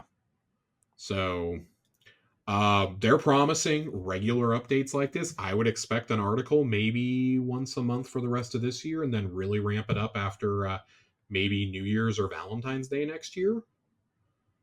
But I'm feeling, with the new content delivery, I'm feeling pretty damn good about our decision to go to every other week. Because let me tell you, if you're only going to get one expansion in one season, really hard as a content creator. Yeah. That's not, woe is me, but man, it's going to get real rough towards the end of those. That's the conversation for next year. Right now, still liking the rollout, but I'm glad they recognized right off the bat 18-week episodes was not the way to go. Yeah. This episode was sustained because you had the final shape drop and you had content from that still coming out for a few weeks after. Yeah. That was fine. That helped soften the blow of how lackluster Act 1 was. Also, I think Breach Executable is just I think that's a fun activity personally. Yeah. It had an expert mode. I was thrilled. Battlegrounds, obviously, we all know how I feel about Battlegrounds at this point, and we all know how I feel about the exotic mission overall. Overall, just been, again, Ronnie nailed it. The story's been really great. The vehicle has been terrible, as far as I'm concerned. So I hope Revenant can pick that up. Obviously, Revenant is also going to be aided by having both Festival of the Lost and the Dawning going on during it. That will help with some of those. Them not doing 2 weeks straight of Iron Banner going forward is also going to help. Promising to deliver it 4 times an episode is good. That's a good start. I think 1 week a month just should be Iron Banner starting next year. Yep. 1 week a month. And I understand why they wanted to do the 2 weeks, because then that gives you 8 straight weeks of uninterrupted trials. We're at a point, just put trials out there. Just let trials run at the same time. Who fucking cares? And it probably would make for a better Iron Banner experience for everybody if you honestly did that. I'm not even going to lie. So, yeah. It might even make for a better Trials experience. Who knows? Because then people are logged in playing PvP and they're like, oh, hey, maybe I'll go check out some Trials too. Yeah. But that's me spitballing. I don't know. Any final thoughts on this before we hop on over to a very quick TWAB and some viewer questions? I mean, my only thought remains is that this seems highly ambitious and highly I don't even know what word to use except for it seems lofty and ambitious, and I hope with 40% less staff. Yeah, that's what I mean too, is like and a lot of their staff working on another game as well. So yes, for the love of this game, I hope that they pull out this. I hope they pull this out. Right. I do too. I really hope they pull this out and they adjust where they need to, and kick non-prioritized things down the road so they can get the things that they should prioritize right. And I'm hoping only having a focus on 2 seasons is going to help that seasonal team be freed up too. Yeah, and maybe that'll like give the Crucible Strike team something to kind of hone their skills on. Oh my god, we got to get some love to these core activities. Yeah, I know that's part of the goal here, but Jesus. Yeah. So, Bungie developers, pulling for you. Really am. I really, really am. I hope that this is. I just hope everybody's not biting off more than they can chew because of all the loss of staff in 2 games and the Pete Parsons of it all. Yeah. I don't want to mention that name in case any of the developers are listening, because I know they probably just cringe every time. I hear a cat meow. It's my cat is very upset. The door was closed and he got in and he's like, "How dare you close the door on me, human?" That's okay. And now he won't make his mind up if he wants to be in here or leave. My partner has been asleep all afternoon, so she had a CT scan and it took a lot out of her. So yeah. Do it. All right. So just jumping over to the TWAB real fast, there's not a lot here. It's just kind of a recap of everything we talked about. The new dungeon will launch on October 11th, though. October 8th is when Revenant launches. Tons of new details to share with you before that time.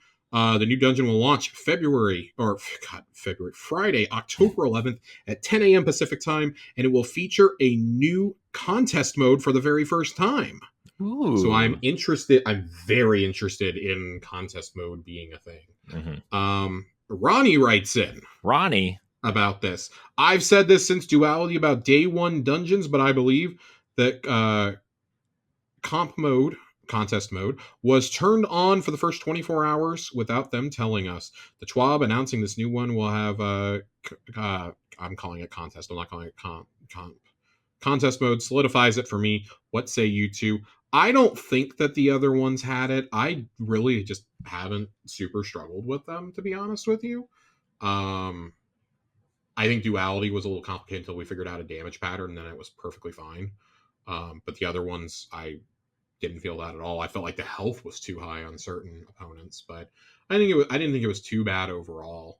Especially Warlords. I felt like Warlords was the right amount of challenge for a day 1 dungeon, I think.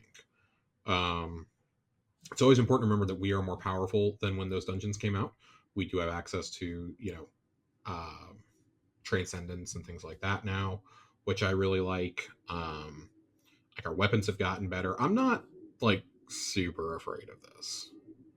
I think this is fine. I think it's totally fine. Also, Icebreaker is coming back with this dungeon. Forgot to mention that tidbit earlier. Yeah, I saw that. I was like, that's a little interesting.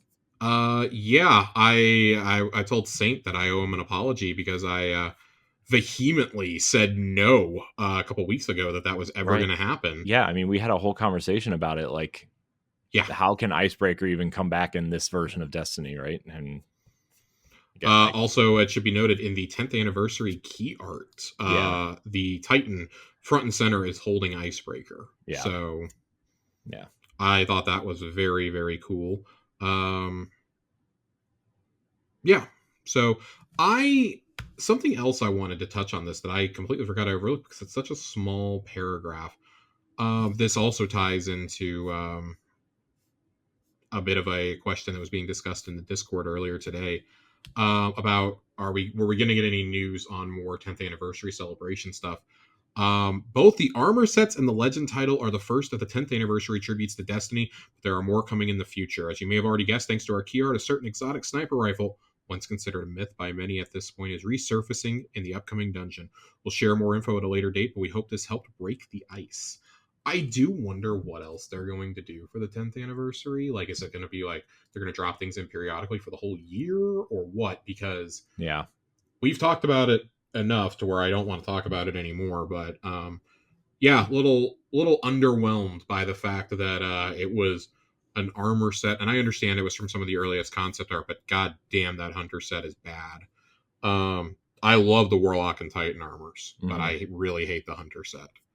I would hope that there's more armor, but I did appreciate though. Regardless, you get them automatically as ornaments after you open up all 5 chests. That was very nice. Please do more of that in the future, Bungie. I understand you can't do it for everything, but I do think for certain things, like Solstice, for instance, that should be a thing. Yeah. Just my 2 cents. Yep. TWAB. Did we have anything else on the TWAB to go over? It's the Bungie Foundation is going to be at TwitchCon next weekend. If anyone is going to TwitchCon, send me a DM on Discord or on Twitter and let me know, because I really, really, really want one of these emblems very badly. One of my best friends works for Twitch. He is not going to TwitchCon because his wife is about to have a baby. So I would really like this emblem. Yeah. Okay, thanks. Bye. I think this emblem is fucking rad. Magnetosonic Waves. I think this looks awesome. Yeah, it is the one and only chance to grab this limited time emblem IRL. So be able to track us and say hi while you're there. This is really cool. I like it. Yeah, it's super cool. Big fan. Might need to like beg some people to get me one. AKA if you step into my DMs, I'm gonna beg you. I'll reach out. I know some people that are going to TwitchCon. I'll reach out to them and see if they're. Oh, God bless. I really want one of those.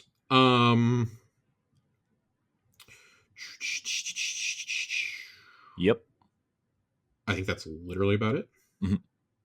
Yeah, that's all that is. That's all that's in here right now. So, we're gonna jump to questions. I did not prepare a lore corner with everything that we had to go over. This week. We're an hour and a half in, and we look at all the freaking.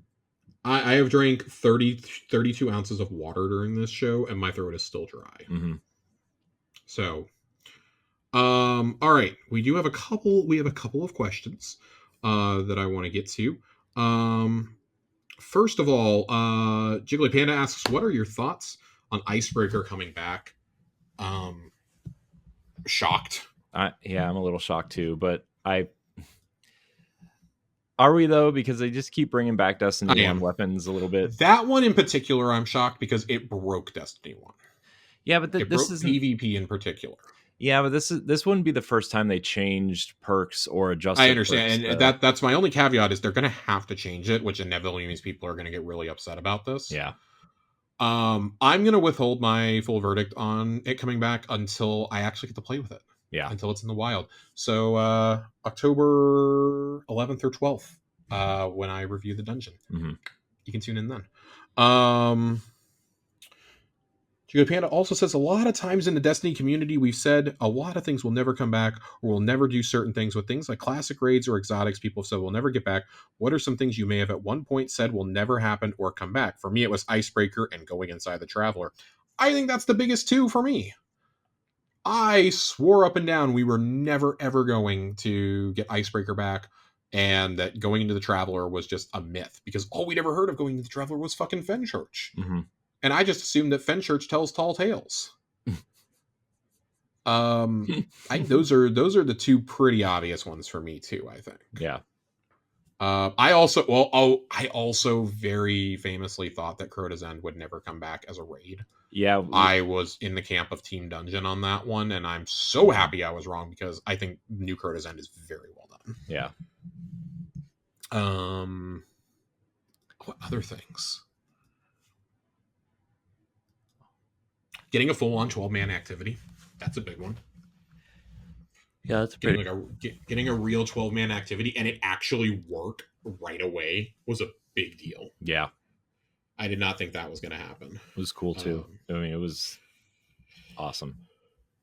Stardust writes in, I believe for the very first time ever. Thank you for writing into the show. Stardust. Non-linear, character-driven adventure sounds like non-time-gated content drops. What are y'all thoughts on this? Do you think it will lead to bigger content droughts for full-time players, or overwhelming to super casuals such as myself? I think you nailed it there. I think you I think that in a way you are going to have bigger content drops Mm-hmm. because the season is supposed to drop at the exact same time as the expansion, and both of those are supposed to be a 6-month window. Mm-hmm. I think dropping things like Into the Light size, the little nuggets are fine, but I think we all kind of got tired of Onslaught after a couple weeks because it was like seasonal activities. Mm-hmm. So I want to know how they're going to keep this fresh. The non-linear storytelling, I think they actually laid out very clearly. I think that it's going to actually be great for casual players because you can kind of play through it at your own pace. Yeah. I think for the hardcore fans, they are going to run out of content. I need to see what other content is going to be in here and how long is a non-linear story that you want to tell in something like Apollo Behemoth. Right. So these are smaller expansions. I'm not expecting a giant story, but yet they're saying this is non-linear and it's going to kick off the next couple of years of Destiny storytelling in a big way and this and that. Like, man, just don't write checks that your narrative team has to cash. Right. Or that your activity designers have to cash. I'm not downplaying those, but I'm being very cautious with this. I personally do not think there is enough content. I think that is going to be really rough for 6 months. We've seen how 6-month seasons go in the past. I think you might keep engagement up for like 2.5 months, and then I think it's going to go off a proverbial cliff. Mm-hmm. Like you're gonna have a really, really hard time doing that because what are you gonna do? Tell a story that lasts 6 months in a season? Fuck no, you're not gonna do that. Right. You'll be lucky to make it like 3 months. Right. You know. So I'm very skeptical about how that's going to go. And then like, well, are you gonna give us a raid and a dungeon? Yeah. For each of these? Right. Like, how's that going to work? Because I'm hoping that we get a raid in a dungeon, and if you do, like, hey, maybe the dungeon comes with that 3-month mark, Mm-hmm. you know, and that would open new possibilities for that. Maybe dungeons can be like the conclusions to the seasonal story or something like that. Like that would be a cool way to keep the seasons alive. But I think I'm dreaming a little too big there. Yeah. No, we need clarification on the end game sooner rather than later on what we can expect, and we even need it for this year. Yeah. Because we still haven't gotten a second raid this year. Yeah. I would assume at this point we are still getting a second raid. I think it's going to come out closer to Christmas though. Yeah. I would imagine. My guess would be that week after Thanksgiving would be the sweet spot to release it. Because then you get a world's first out of the way before people go on vacation. You get a world's first out of the way before the Game Awards happens, where I'm pretty certain Game Awards is where we'll see maybe the first trailer for Apollo and the real name for it. Yeah. It'll be about 6 months out. Mm-hmm. They love to show up there. They have several times in the past. Mm-hmm. Maybe they're there. Yeah. Can't really think of another place they would be at. They're not gonna drop a trailer in 10 days or whatever it is when the state of play happens. Right. Especially that's not gonna happen. You have a better chance of a marathon trailer showing up, which is 0, by the way. Yeah. I think the Game Award makes sense too, just because if you're not going to have people on camera right now, which apparently they're not doing at the moment. Honestly, smart move, because that Twitch chat would be the most toxic thing I've ever seen. Yeah. You're going to want to, the next thing you show is in a real way is going to, you're going to want to do it big, right? And that's the Game Awards is going to have the most eyes on it. So. Yeah, I think that is where you probably see Apollo and you maybe see Destiny Rising. Oh yeah, I forgot the mobile game. Yeah, that would be where I would estimate you see those. Maybe they decide to do a showcase in January at the top of the year to actually show some stuff off. Because I'm a pretty firm believer when they show it, it can't just be a story trailer. It's also got to actively like show some of the things that they've been working on, like more final builds. Yeah. But we can't go all the way up until like March or April like we did this year with the final shape, not really knowing anything until 2 months out. Yeah. You can't do that. But also, I don't think I think they're being smart. Like we got the final shape tease 13 months before it came out. We knew about Cade coming back 13 months out. Mm-hmm. Imagine if that had just been a surprise at the end of Wish. Yeah. Yeah. Like 2 weeks before the final shape comes out, all of a sudden Cade's back. Yeah. I mean, I still think that reveal was made because Lightfall didn't hit how people 100%. Wanted, and they needed people 100%. To get excited. I think that, and I think it was a Sony mandate. Mm-hmm. We've also both held the opinion since the day they showed it that the marathon reveal was like that too. So we'll see when they do all that. I know that deviated from Stardust's question, but wanted to get there. One more Destiny question from Tiger Jesus. Do you guys expect the future raids to be shorter and less difficult in this new era of Destiny? No. Between Root of Nightmares and Salvation's Edge, what's the sweet spot the raids should be hitting? I'll let Corey go first. So I have opinions on this, but most of them are going to start with Apollo. So if you're gonna, my opinion is whatever the next raid is going to be. It's definitely not going to be a Salvation's Edge raid, hard raid, right? It's going to be probably towards the mid, medium difficulty, if you're going to rank it that way, right? But I think starting with Apollo, there's going to be a lot of people jumping in for the first time, I think, because that very clearly seems like a great jumping on point for people. And so I think that first raid out of the gate, you're going to want to make it a little bit easier, just so people who maybe have never done a Destiny raid, or it's been a while since they've even played the game, like you're going to want to get them used to how raid mechanics work and all that, which I think the Final Shape actually did a great job of introducing mechanics throughout the campaign to, then use in the raid. But I still think that you're going to have to introduce an easier raid for people to dive into, to kind of learn how raids work and everything again. You're going to have to reintroduce this stuff to people, or introduce it, because, this is kind of the, hey, come on in, enough time has passed. Seems like we're going new places, and that's my opinion, at least. I think you nailed it earlier in the episode when you said this seems to be a great jumping on point for new players, like thematically. Yeah, I agree, and I think that's part of why I'm so frustrated with how like rewards are being laid out in this article. I think it would be better to just show us that. And you're gonna have to make it publishable and very accessible what is available in each pool, I think, if you're gonna update that regularly. But that's beside the point. With the raids, I think the sweet spot is I tend to think that it's also going to be on the easier side. They can't make it too easy because they want to keep those veteran players invested. But I think something that has the challenge of a day one, like Crota did, like the new Crota's ended, where so few people were completing it because they got held up on a DPS check, or they were getting held up at Ear-Ute or at Crota himself, and then let alone trying to go through it in challenge mode. I think that's actually probably the sweet spot, because it lets everybody can kind of get through that first encounter, probably through the second encounter if you can just stay alive, and then then the difficulty kind of jumps because you're at a DPS check. It all depends on how the raid is laid out, but if it follows the typical like, encounter mini boss, encounter boss structure, then, and I do think this will be a 4-act raid. I do not think we're going to get another 5-act raid like Salvation's Edge for quite a while. It's worth remembering we only got 5 encounters because of the delay. Verity was not going to be in it, and that's part of why I think we all love Salvation so much, is the Verity encounter. Right. That raid is not what it is without that. I would say I think somewhere along the lines of Crota's End. I don't think it's going to be too much more difficult than that, honestly. I do think that's kind of the sweet spot for new and veteran players. Have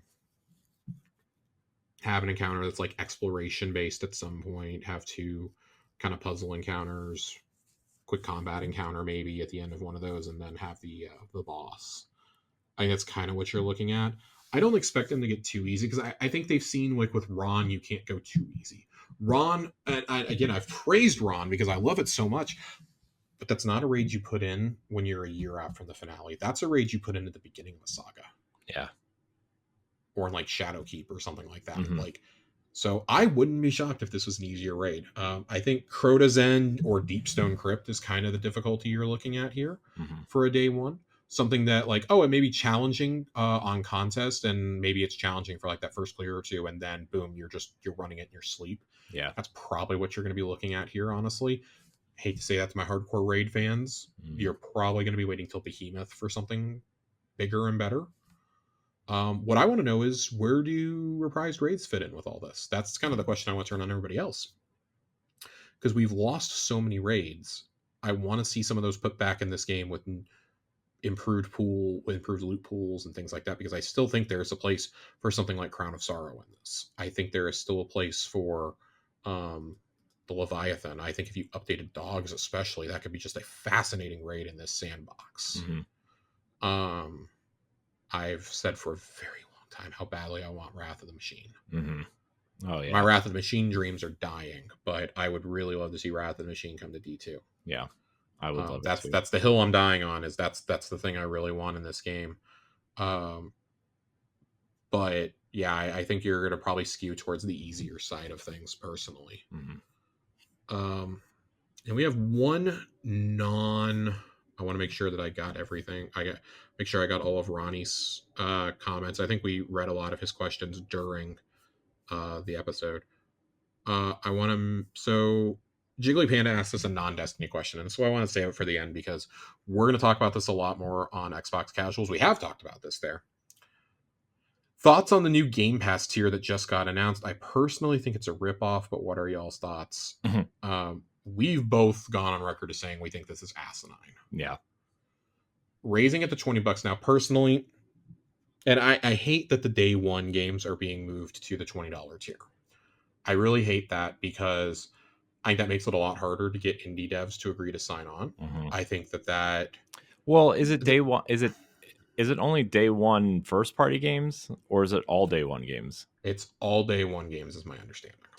Man, there will be certain exceptions. Man, I thought it was only first party games. I thought it was too, and they've been really unclear about it.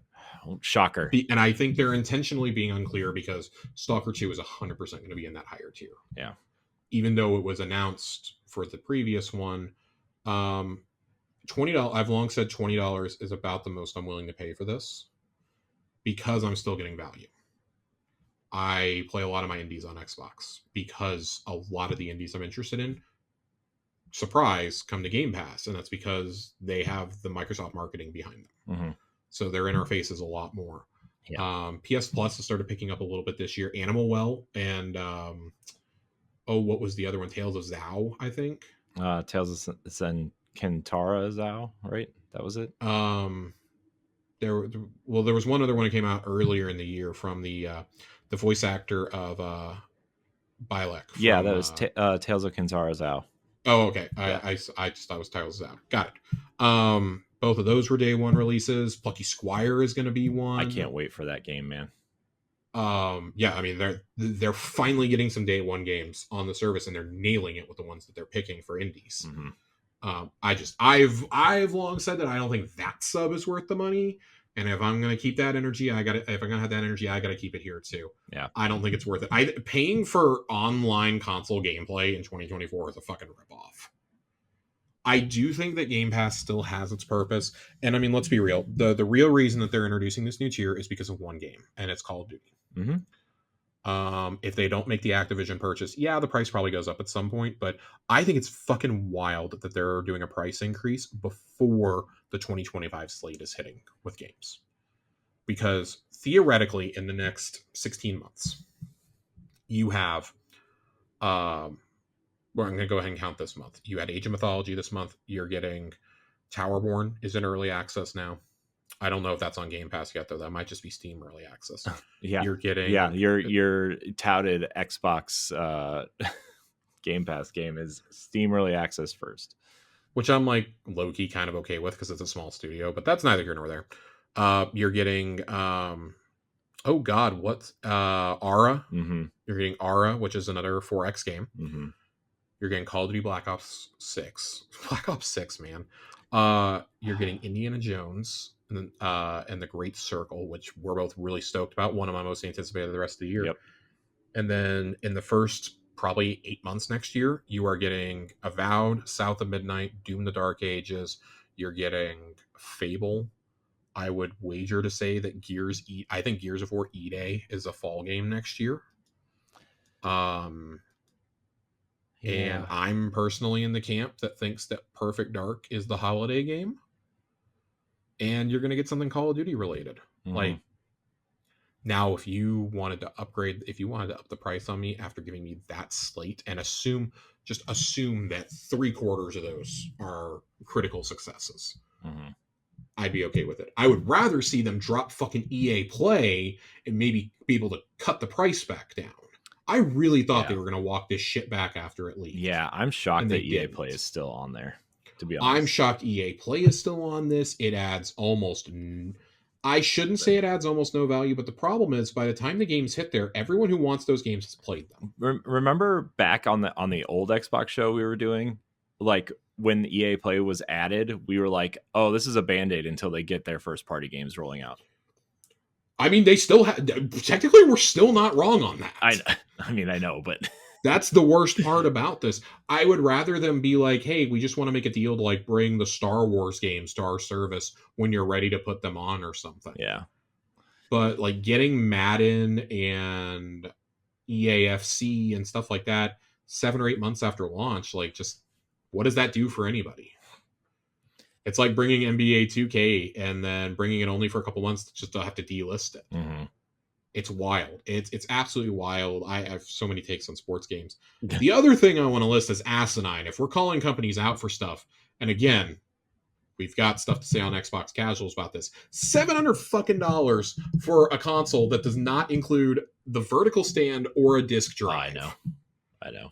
For the PS5 Pro. Yeah. If you care that much about frame rate, about graphical fidelity, and about performance, go build a PC. I cannot stress this enough. Please go build a PC. Only like 25% of PlayStation 5 owners even have a TV capable of putting out at 120 frames. Mm-hmm. Like that was a statistic that was presented by Sony, by the way. Mm-hmm. I'm going to be honest. When I watched the comparisons, I saw basically no difference. I didn't see anything either. I also thought it was very funny that 2 PlayStation 4 releases were being used as examples. What, The Last of Us 2 and Spider-Man? Oh. Spider-Man was used also, but I don't remember if it was Spider-Man 1 or 2. Yeah, I couldn't really tell. Yeah. They look the same. They basically look the same.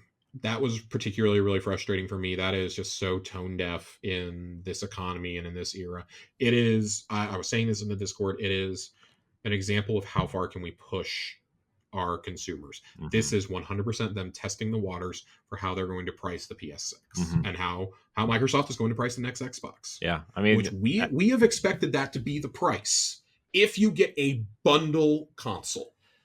I mean, if you get something that can be played at home and on the go with the specs of like the Series S in it, yeah, I would expect that, because to get an OLED Steam Deck with a decent amount of memory, that's about what you're paying after you add in a dock. You're paying around $600-$700. Yeah, but then the LCD ones right now are $330 at the exactly. 512. That's the thing, is for a premium priced unit, and that's why like I don't like the $700. I think it's asinine, but nobody has a gun to your head to get this. They're not getting rid of the base console, which is 100% fine for 99% of us. I would wager to say everybody listening to this show, there's nothing wrong with a base PS5. You will see, very little difference. Half of our audience still plays Destiny on PS4 and Xbox One, right? I mean, which I don't understand you people, but whatever.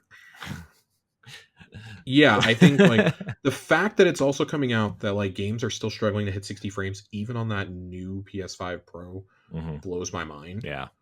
People don't want one game that I have seen that folks really, really like on that have gotten hands on with it.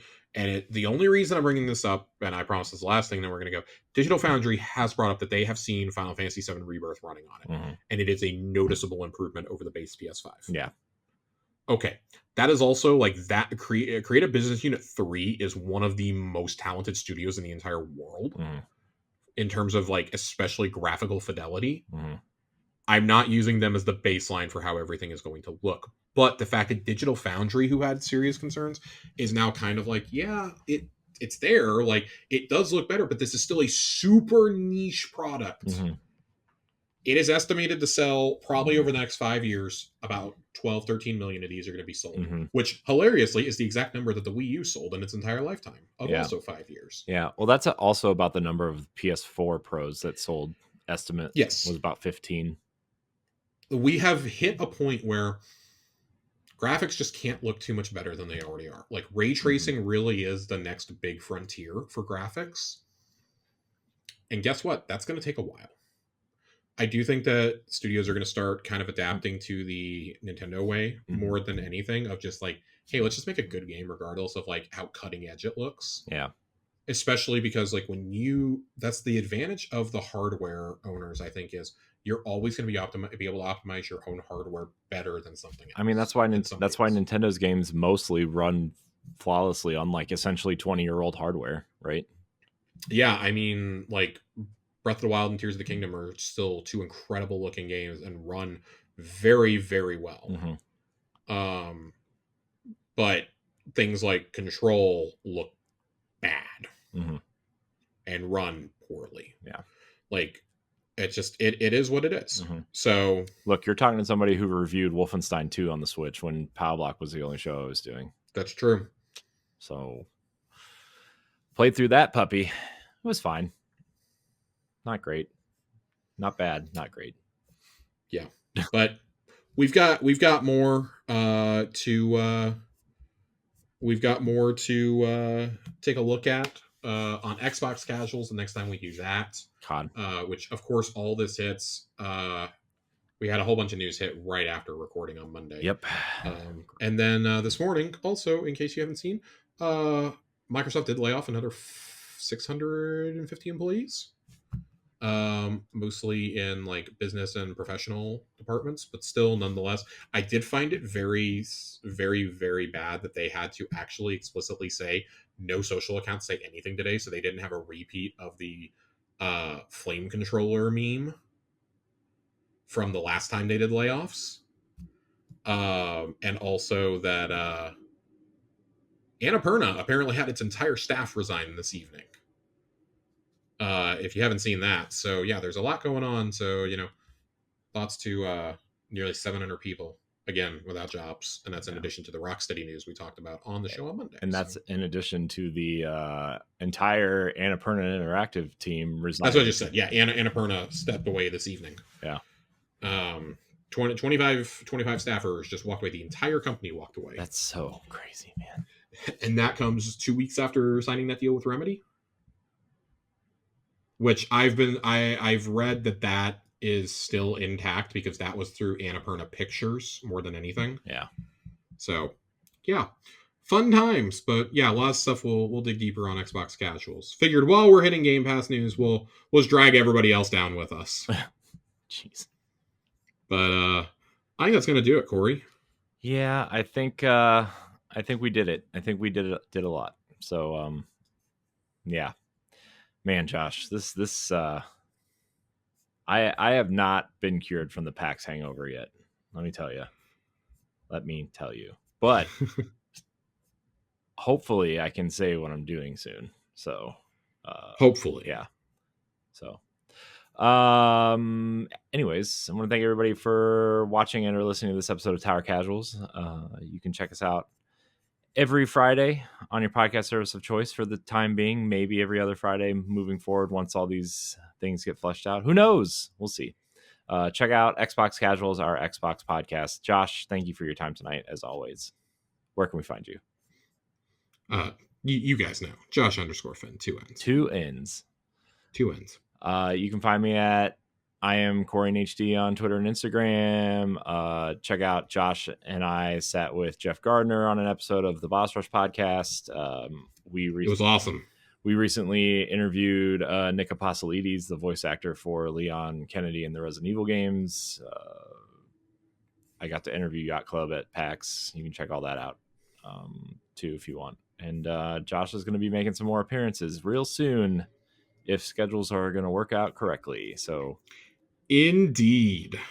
I want to thank everybody out there for watching and or listening. And until next time, we love you. Goodbye.